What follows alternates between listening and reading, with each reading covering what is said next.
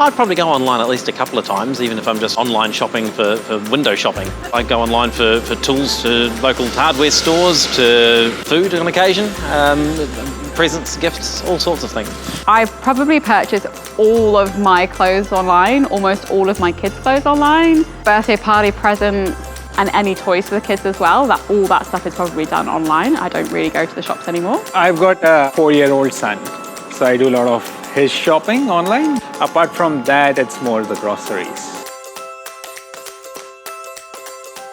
I found that I was buying a lot of rubbish online. Interesting looking toys and gimmicks. It was a waste of money and time. I've just reduced those toys, and now I only buy products that I really need and know what I'm getting.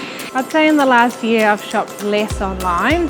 With the economic climate, things are getting more and more expensive. I've really had to look at my spending and cut back. I think I've definitely done more online shopping from last year. It's a big time saver, so I'm either at work or with kids, so I don't have time to go shopping anymore. It also allows me to compare prices, because the cost of living is so high that I want to be paying the cheapest price for any product. I've often found that things aren't in store as often as they used to be, and also there's been wildly varying pricing as well, which is just a lot easier to shop around online than it is to actually shop in store. I use online to compare different products, if I can find like for like for cheaper. I want to know that that shop has got a good history, that it actually exists, it's good to its customers. See, from a sustainability perspective, I don't mind if it hasn't got a physical location. In fact, I can think it's quite good in some ways. I come from India. We are always skeptical in terms of, are we going to get this, or is this a scam website? So the first thing is to see if there's a physical store somewhere.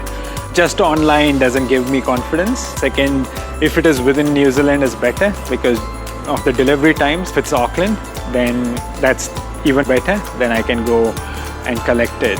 I expect to be able to take something back if it's not correct, and that's not an option you've got when you're buying from overseas generally. Good returns policy for me is somewhere that gives me enough time to send the products back. I don't want a short-term returns policy.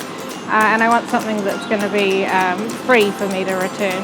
I don't want to be spending a lot of money on repackaging an item back where I'm going to be returning it and be out of pocket. So if there's an option to drop that item off somewhere rather than package it and send it. I won't buy anything unless the return is free. Some retailers will be sending next day delivery, which is really appealing. But I kind of expect things to be sent, within a week. I'll buy online and then go and collect rather than paying extra to have it delivered. I'd like a broader range of options. I'd happily wait slightly longer for my items if the postage was less. I do take it into account. I wouldn't say that it was my most deciding factor, but if there were two similar products and one definitely had a more ethical approach, then I would do that.